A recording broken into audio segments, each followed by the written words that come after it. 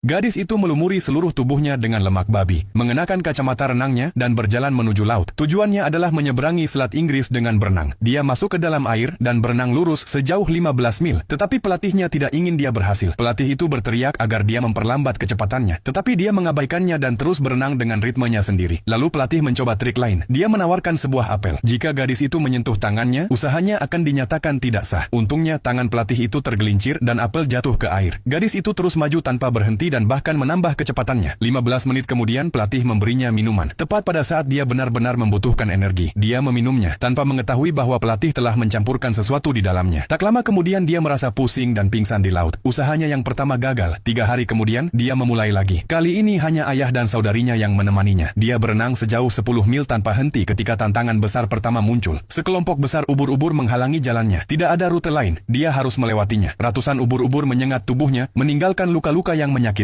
Setelah 15 menit, entah bagaimana dia berhasil lolos. Air asin membuat luka-lukanya terasa perih. Dia beristirahat sebentar di air, lalu memakai kembali kacamatanya dan terus berenang. Setelah 10 jam, dia terbawa arus berlawanan. Bahkan setelah berenang selama 2 jam, dia masih berada di tempat yang sama. Dia sangat lelah. Melihat itu, saudarinya melompat ke air untuk berenang di sisinya pada bagian yang sulit itu. Namun setelah 1 jam, saudarinya tidak sanggup lagi dan kembali ke perahu. Kini gadis itu sendirian. Kabut menyelimuti laut. Di depan, gundukan pasir menghalangi perahu untuk maju. Dia kehilangan arah. Hanya ada satu pilihan, terus berenang. Malam pun tiba. Dia sudah berenang selama 15 jam. Kegelapan mengelilinginya. Dia tidak bisa melihat kemana harus pergi. Harapannya mulai hilang. Namun kemudian dari kejauhan dia melihat sebuah obor menyala. Orang-orang di pantai menyalakan api unggun. Dia berenang menuju cahaya itu. 1 jam kemudian tangannya menyentuh pasir. Akhirnya dia sampai di pantai dan menjadi wanita pertama yang berhasil menyeberangi Selat Inggris dengan berenang. Ini adalah jerapah paling sial. Karena tidak memperhatikan kemana ia berjalan. Tanpa sengaja ia menjatuhkan bulan ke tanah. Melihat tak ada siapa-siapa di sekitarnya, jerapah itu segera lari. Namun sedetik kemudian ia kembali. Ia menggigit bulan dengan mulutnya, mencoba menggantungkan kembali bulan ke langit. Tetapi begitu dilepaskan, bulan jatuh lagi. Setelah beberapa kali gagal, jerapah itu melempar bulan ke udara lalu segera lari. Namun terdengar suara nyaring. Jerapah itu menoleh dan melihat bulan telah pecah. Ia buru-buru menghampiri dan mencoba memperbaikinya. Tetapi tidak berhasil. Tiba-tiba jerapah mendapat ide. Ia mengambil sepotong bulan, memanjangkan lehernya, lalu menggantungkan potongan itu kembali ke langit. Tak disangka, berhasil. Ia terus melanjutkan dengan cara yang sama. Tetapi setelah selesai, bulan tampak tidak benar. Maka ia memulai kembali, namun malah membentuk bulan menyerupai kepalanya sendiri. Ia pun harus mengulang lagi. Akhirnya, ia berhasil memperbaiki bulan. Tepat ketika jerapah hendak pergi, terdengar suara aneh dari belakang. Bulan mulai jatuh lagi. Ia buru-buru menangkapnya, tapi tanpa sengaja menelannya. Bulan itu turun melewati tubuhnya hingga ke perut. Seketika perutnya bersinar terang. Ketakutan, ia berlari-lari tak tentu arah hingga menabrak sebuah pohon besar. Bulan itu terpental keluar, lalu ia menabrak sebuah batu. Dan bulan pun kembali tergantung di langit. Jerapah itu mendekat untuk melihat. Bulan kini tertutup bunga dandelion. Ia pun meniupnya dengan keras.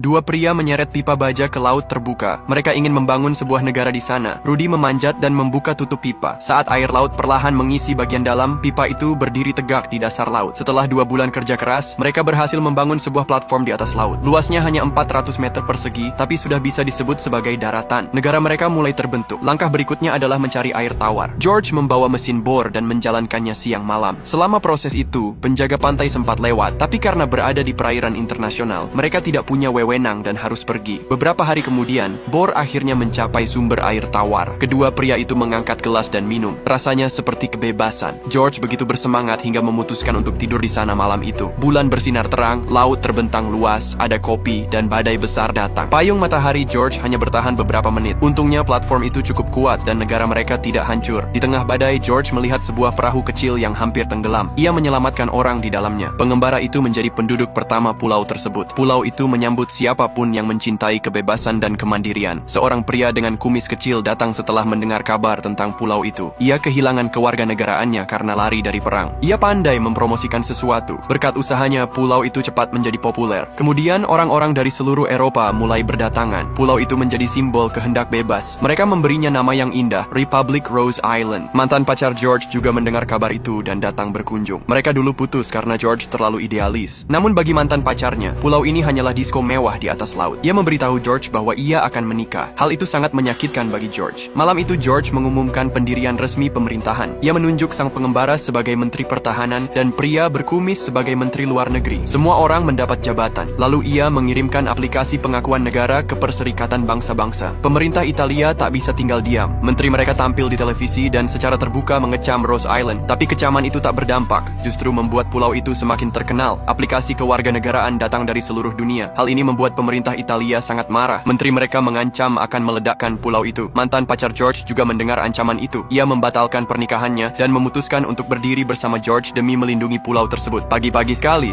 Seorang tentara menembak Tom untuk membunuhnya, tetapi peluru malah mengenai tangki bensin mobil. Hal ini menyebabkan seluruh bensin meluap dari tangki. Setelah itu, Tom yang sedang duduk di dalam mobil tidak tahu apa-apa tentang kejadian ini. Dia mengambil sebuah korek api, tetapi ternyata korek tersebut rusak. Ia melemparkan korek itu keluar. Korek itu jatuh ke bensin, api langsung menyala dan orang yang menembak tadi justru terbakar sendiri. Setelah itu, Tom baru saja sampai di pom bensin. Namun si pembunuh mengikutinya sampai ke sana. Saat Tom sedang lengah, pembunuh itu datang dari belakang untuk membuatnya pingsan. Tapi karena tiupan angin, sapu tangan berisi obat bius malah masuk ke mulutnya sendiri dan membuatnya pingsan. Begitu pembunuh itu pingsan, Tom segera pergi dari tempat itu. Saat kemudian ketika si pembunuh sadar, ia mulai berdiri. Tiba-tiba ban mobil meledak karena terkena pisau yang ada di tangannya. Tentara pun heran. Apakah ini manusia atau hantu? Dia tidak mati ditembak, juga tidak bisa ditangkap. Tom sebenarnya memiliki bukti penipuan yang dilakukan jenderal, sehingga dia harus dibunuh dengan cara yang terlihat seperti kecelakaan. Seorang pembunuh menempelkan bom waktu pada mobilnya. Tepat saat itu seekor lalat datang mengganggu Tom. Lalat itu terus-menerus datang dan mengusiknya, membuat Tom terganggu dan akhirnya menghentikan mobilnya. Sekarang hanya tersisa 10 detik sebelum ledakan. Akhirnya pria itu menempelkan uang tunai di seluruh tubuh pacarnya, dan mereka berencana menggunakan cara ini untuk membawa keluar negara uang $60 juta yang telah mereka curi. Namun karena jumlahnya terlalu besar, pria itu harus melilitkan sisa uang itu erat-erat di sekitar perut pacarnya. Tak lama, gadis itu tampak persis seperti wanita hamil. Selama mereka bisa melewati pemeriksaan bandara dengan aman, mereka akan memiliki uang untuk generasi berikutnya. Untuk menghindari kecurigaan, keduanya sengaja masuk bergantian. Benar saja, ketika petugas keamanan melihat bahwa dia hamil, mereka tidak banyak mempertanyakan dan langsung membiarkannya lewat. Tetapi saat gadis itu menoleh melihat pacarnya, tiba-tiba dia melihat bahwa pria itu dihentikan oleh petugas. Gadis itu melihat apa yang terjadi dan meskipun sangat cemas, dia hanya bisa pura-pura tenang dan terus berjalan. Ternyata paspor pria itu tidak memiliki catatan masuk atau keluar. Meski begitu, dia sangat tenang dan setelah tetap menjawab dengan tenang, dia berhasil menghapus kecurigaan petugas keamanan. Selanjutnya, mereka harus menghadapi bagian paling kritis, pemeriksaan tubuh menyeluruh. Keduanya tegang, jantung mereka berdegup kencang. Jika ada yang salah, bukan hanya semua rencana mereka akan berantakan, tetapi mereka juga bisa berakhir di penjara seumur hidup. Jadi sebelum melewati gerbang keamanan, gadis itu dengan hati-hati melepas semua aksesori logam yang mungkin memicu alarm. Mereka pikir telah mempertimbangkan semuanya dengan matang. Namun saat dia melangkah ke gerbang keamanan, hal yang tak terduga terjadi tepat saat itu. Pria ini terbangun dan mendapati tempat tidurnya kebanjiran. Ia ketakutan dan segera menyalakan lampu. Seluruh kamar asrama dipenuhi air dan permukaan air terus naik. Dengan kecepatan seperti itu, seluruh ruangan akan segera terendam. Seorang pria cerdas memberitahu semua orang bahwa mereka bisa bernapas lewat toilet. Tepat setelah ia mengatakan itu, air mencapai langit-langit. Semua orang bergegas menuju toilet kecuali Gary yang berenang ke arah pintu. Namun tekanan air terlalu tinggi dan pintu tidak bisa dibuka. Yang lain berhasil mencapai kamar mandi. Mereka melepas kepala shower, memasukkan selangnya ke dalam toilet, dan mulai bernapas melalui tabung tersebut. Sementara itu Gary tidak pergi ke toilet. Ia berenang ke jendela kaca, meraih pipa air di bawahnya dan mulai memukul kaca.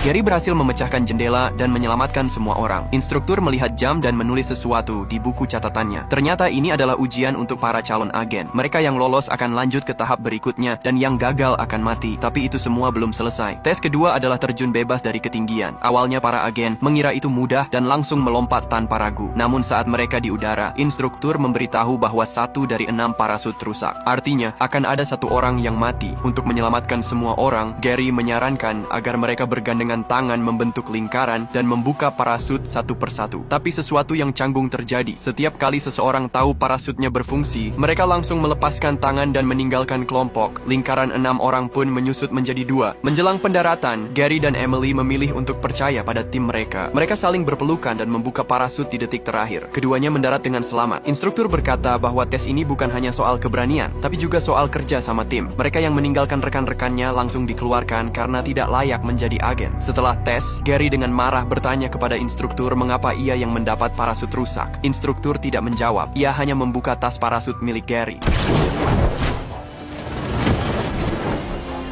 Wanita itu menarik kembali bendera nasional, hanya untuk menemukan bahwa tubuh suaminya ternyata hanyalah sebuah patung kayu. Saat wanita itu menangis dan bertanya di mana jasad suaminya, rekan-rekan suaminya pun langsung menitikkan air mata. Ternyata suaminya adalah seorang pilot uji coba pesawat tempur. Saat menjalani misi uji terbang, mesin baru yang digunakan tiba-tiba terbakar. Pesawat tempur itu kehilangan kendali seketika dan mulai jatuh dengan cepat. Apapun yang ia lakukan tidak berguna karena jarak untuk kembali ke pangkalan terlalu jauh. Panglima tertinggi memerintahkannya untuk segera keluar dengan kursi lontar. Namun saat melihat ke bawah, ia mendapati pesawatnya mengarah ke sebuah kota yang padat penduduk. Lebih buruk lagi, masih ada rudal uji di pesawat tersebut. Jika jatuh ke kota, akibatnya akan tak terbayangkan. Dengan tegas ia mengurungkan niat untuk keluar dari pesawat. Ia mengerahkan seluruh tenaganya menarik tuas kemudi, maksa pesawat untuk terbang mendatar dan membelokkannya sejauh mungkin dari kota. Pesawat pun berhasil melintas di atas kota. Demi melindungi data uji penerbangan, ia memerintahkan muridnya untuk keluar lebih dulu. Sementara ia terus menerbangkan pesawat menuju daerah tak berpenghuni. Namun sang murid bersikeras untuk keluar bersamanya. Saat mereka hampir kehilangan ketinggian aman untuk keluar karena khawatir terjadi kecelakaan, ia akhirnya setuju untuk keluar bersama muridnya. Tepat ketika muridnya berhasil mengamankan data uji, pria itu menipunya. Pada saat itu, Panglima tertinggi kembali memerintahkan agar ia segera keluar. Namun melihat kerumunan besar di bawah, demi mencegah korban jiwa di antara warga sipil, ia sekali lagi menolak keluar dan terus menerbangkan pesawat ke daerah tak berpenghuni. Akhirnya pesawat tempur itu mencapai daerah tak berpenghuni. Panglima tertinggi memerintahkannya lagi untuk segera keluar. Namun ketika ia menarik tuas kursi lontar, ia mendapati kerusakan pesawat terlalu parah hingga mekanisme penyelamatan tidak bisa berfungsi. Dalam keputusasaan untuk kembali bertemu keluarganya, ia mencoba berkali-kali menarik tuas itu, tetapi tetap gagal. Ia meninggalkan kata-kata terakhirnya di langit. Sesaat kemudian pesawat tempur itu menabrak tanah dan ia seketika dilalap api. Setelah kecelakaan, tim penyelamat tiba secepat mungkin. Namun lokasi itu telah menjadi lautan api dan akhirnya hanya beberapa puing pesawat yang tersisa. Karena tidak ditemukan jasadnya, rekan-rekannya memahat sebuah patung kayu. Sementara itu, sang istri masih sempat mengirim pesan menanyakan jam berapa suaminya pulang untuk makan malam. Barulah setelah ia menerima barang-barang peninggalan yang dikirim militer, ia tahu bahwa suaminya telah mengorbankan nyawanya. Di upacara peringatan, sang istri mengangkat bendera nasional, berharap dapat melihat suaminya untuk terakhir kali. Namun betapa terkejutnya ia saat mendapati tubuh suaminya ternyata hanyalah sebuah patung kayu. Melihat rekan-rekan suaminya menangis tak terkendali, wanita itu langsung mengerti segalanya.